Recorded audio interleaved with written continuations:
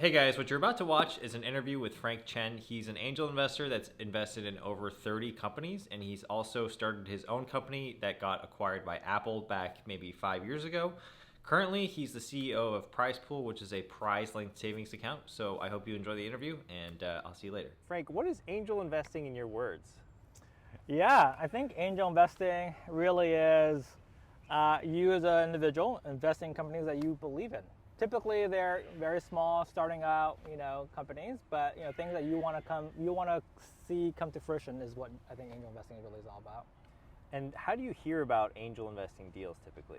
It's usually through, I think your network, my good network around, other people who've done it or who are angels or who are VCs. That's primarily the way I hear about most deals, actually, like 99% likely.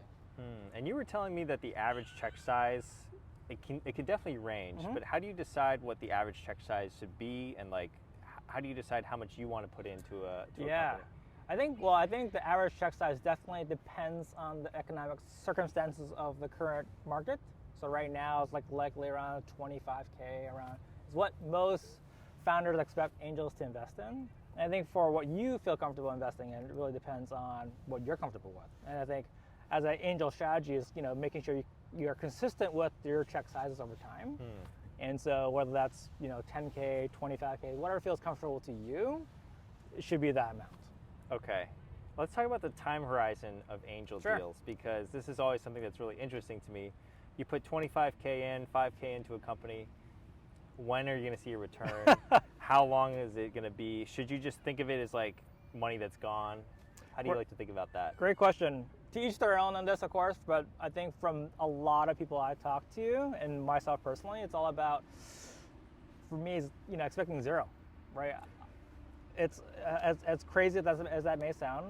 For me, it's all about one, giving back to the community. I'm a founder, as you know, myself.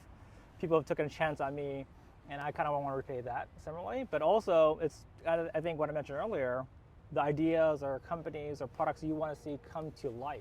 That's what you're really backing, or people you really believe in, you want to back.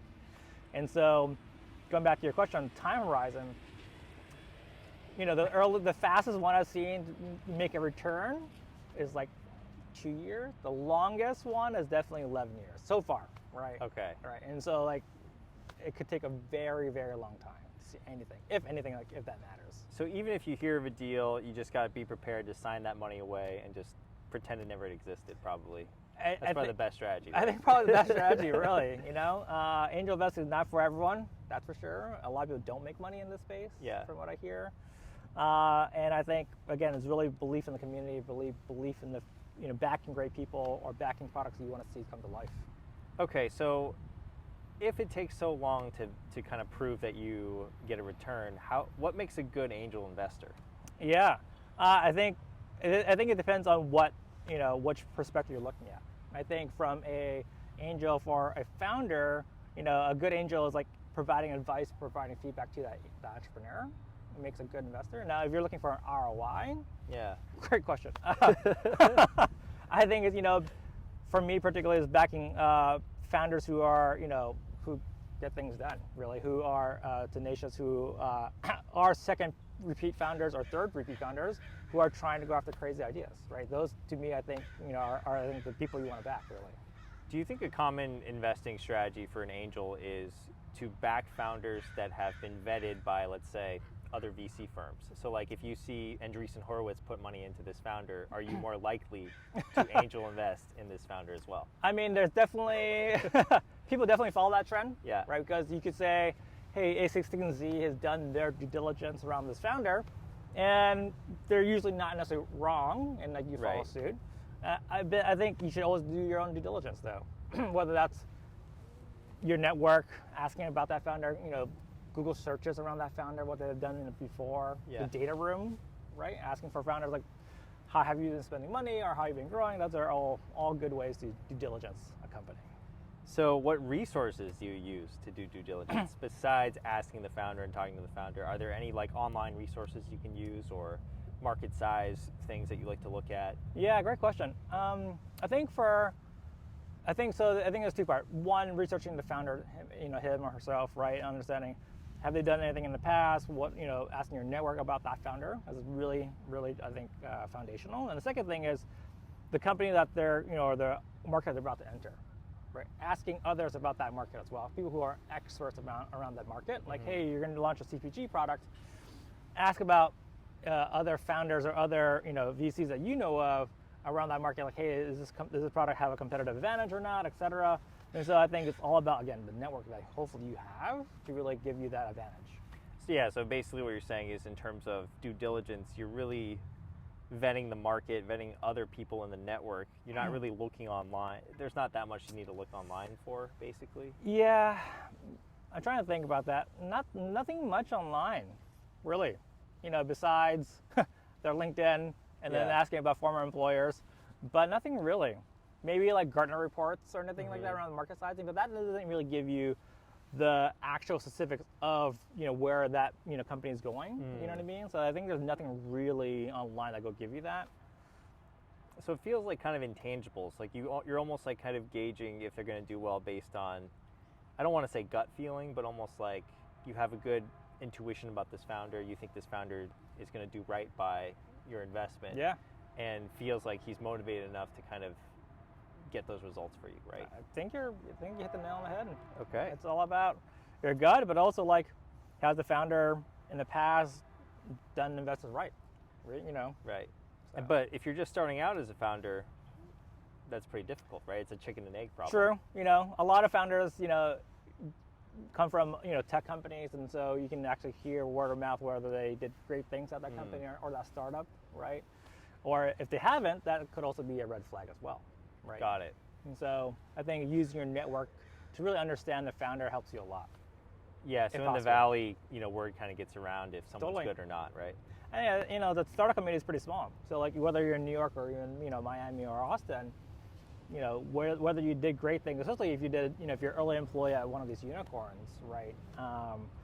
That your tales at that company will travel, whether you did good things or not. So okay.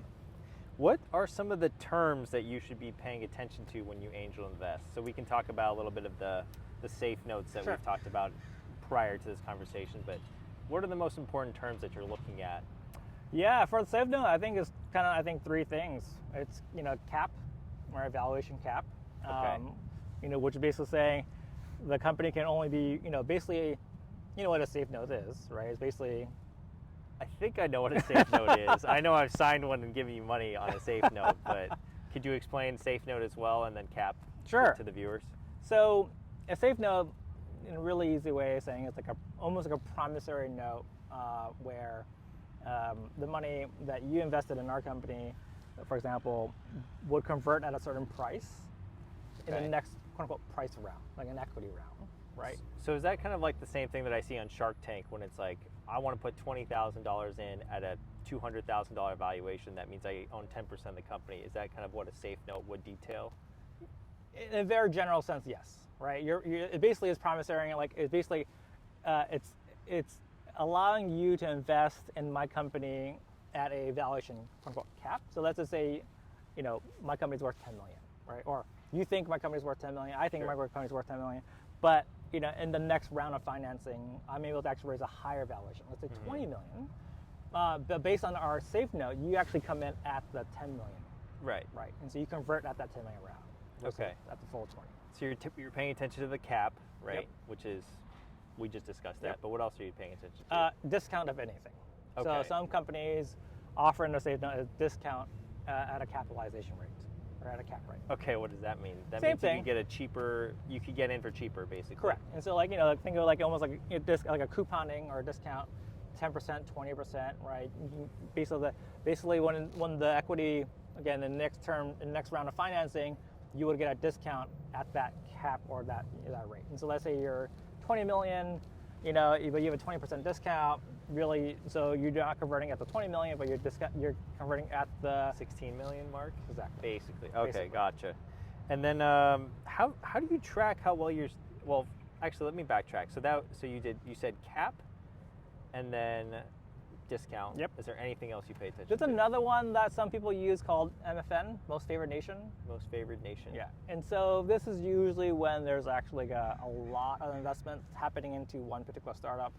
The founders can't necessarily determine the price is all over the place, and so the convertible note, or in this case a safe note, says for MFN is that whatever the best quote unquote price of the round, everyone gets that same price. Everyone will get the most favored nation, right? And so wherever it lands, everyone gets the same terms as everyone else, and that usually helps out a lot in terms of making everything fair for all investors. Gotcha. So whenever you're asking a founder if you should invest in their company, you're paying attention to those three are the most important. Right. You really want to know, there's a lot, but you really want to know, were there any prior financings in the past, right? And so what did they get? I mean, when did they invest, right? And so sometimes most favored nation in that case helps out.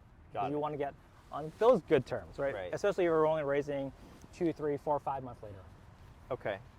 And in terms of the stages, angel investing comes before seed, or it could be seed? It could be, yeah. I mean, Pre-seed, seed? It's pre-seed, so, angel investing can happen really anywhere from before the even company really gets off the ground, just started, to, pre-seed. So basically, hey, I need X number of funds to prove out my model before I go raise a formal seed.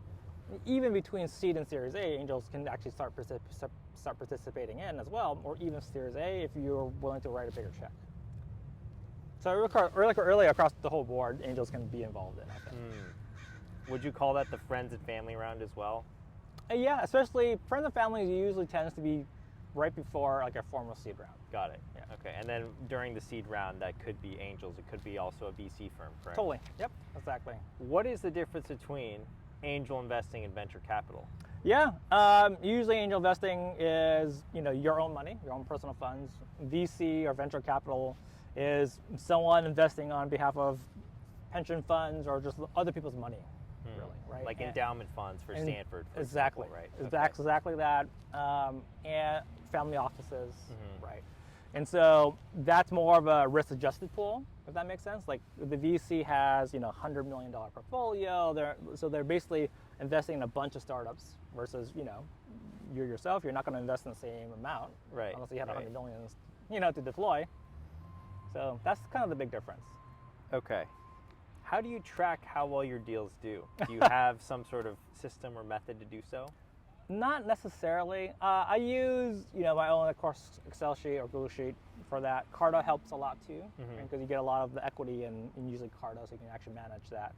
But really, what you're tracking is if the company. I think there's two ways to really track it. If the company raises subsequent rounds at higher price points, right? So then you can actually see your shares, of course, on paper increasing. On paper go up, sure. But then a lot of companies are also, are they turning a profit? Are they becoming more profitable? And maybe they don't need to go raise that round, right? And so they're just earning more in terms of profitability. And hopefully, will that either lead to an exit later on, whether that's IPO or a acquisition, et cetera, right? And so that's kind of the two main ways I keep track of either price rounds or, hey, whether the company is profitable or not. And that's the holy grail. Okay. This is true. Should the average person get into angel investing? So hard. Let's say you make $80K a year, $50K a year. You're in Nevada, and someone comes to you and says, "Hey, Frank, I've got this great idea for a company. Will you please invest $10,000?" What do you say to that person?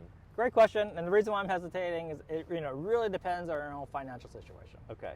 Make sure. Well, I'm a big believer of making sure you have like almost zero debt, or especially no credit card bills. If you're have a good stock portfolio, have your baseline, and if you have really a lot of disposable income, and you really believe in the founder and all those things, then sure, go for it, right? But you should make sure you have the other things in place because, again, most angel investing goes to zero. Okay. That's the biggest scare, right? Definitely true. Yeah. So again, if you have the risk tolerance as well as the time horizon, right? Most of these companies don't realize into 7, 8, 10 longer years. So. Right. And what about in terms of speaking of time horizon? I've heard of people investing early, but then they get diluted to the point where in 10 years, really their return wasn't that great at all. Can you talk to me about that? Dilution? Yeah. So dilution is a big thing. And it's unfortunate because your check size is small, so you're not going to own a large part of the company anyways. And so as the company raises more rounds over time, you get diluted because they issue more and more stock in the company. Yeah. There are ways to mitigate that. There's this thing called pro rata, where you can actually try to continue to own your percentage of share over time. Is that where they offer you the chance to come in at that? They basically allow you to buy in the next round. In the next round to get back to what your equity was. Correct. Once, right? Yes. I said that. I explained that pretty poorly, but I know what you mean. Yeah. Yeah, but you're exactly right. But it becomes much more expensive over time, yeah. right? Because again, the company is becoming much more valuable, hopefully. But at the end of the day, I know a lot of angel investors who, let's say for example, invested in Uber early on. Very Sure.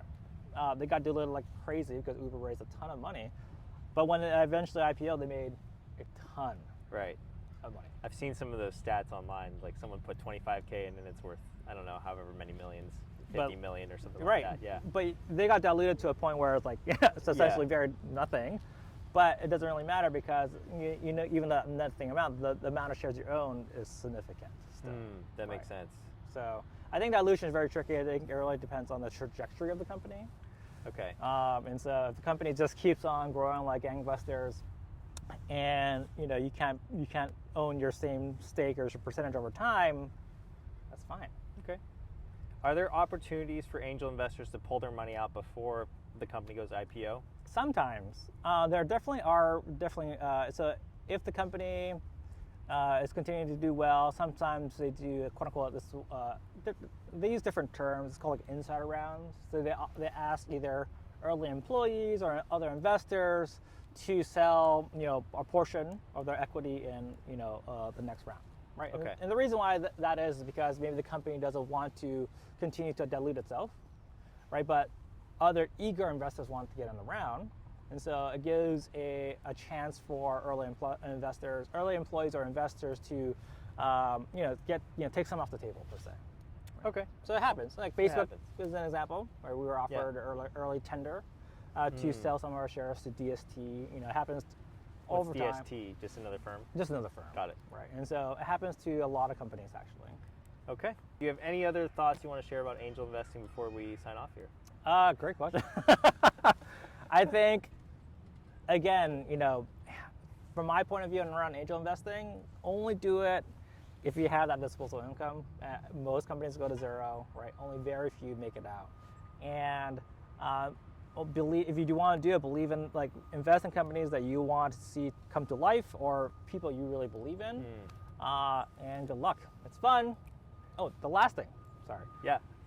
Is angel investing is also really interesting to understand new markets. Okay. Right? Because, as part of angel investing, you actually get part of, a founder's either monthly or quarterly updates, right? So you actually understand how the company is doing every single month or every single quarter, but then you actually understand their, key metrics. They're concerned about the market dynamics. They're concerned about what works, what doesn't work, right? And it's actually really fascinating to see what works in certain, sectors of the economy versus what doesn't. Yeah. And you actually learn a lot about that particular area based on your money. So it's a good way to learn while hopefully making a return, if anything. Okay, I actually have one more fun question Sure. for you. Sometimes you hop on someone's LinkedIn and they're touting themselves as an angel investor. You just look at that and you're like, oh, that's kind of BS. Anyone can be an angel investor nowadays, right? Yeah. And So it doesn't carry that much weight, right? It doesn't necessarily, but I think it goes back to who have you angel invest, when did you angel invest, right? Those are the things that really matter. Right? Okay. So if you got into really early companies and you're actually really helpful, then that's what most people care about. What does AngelList do? Oh, Angel is actually great. I know it's founded by Naval, right? So. Naval's great. Angel is great. It's a great way to in one place find other angel investors who like either that sector or that type of company, right? It's also a great place for me if I want to scout other companies as well, or really to see sometimes what other VCs or angel invest in that company. That could be really helpful. So it's actually almost like a LinkedIn for angels as well as companies. It's really powerful. It's really awesome. Is that the main site that people go to? There's not another site, right? It's one of the main sites. There are others, there's definitely like this new world of what is it, crowd equity funding for angel investors, like WeFunder and things like that. That's helpful. But I think for like a pure kind of like LinkedIn, checking things out, AngelList is the way to go. Cool. Or if you want to form your own syndicate as well, which is another whole topic. I think we'll save that for a different video. Yes. But yes, thanks, Frank. I appreciate you being on. Thanks for having me. All right, Frank Chien. Was that good? Was that helpful? That was great. Yeah, that was perfect.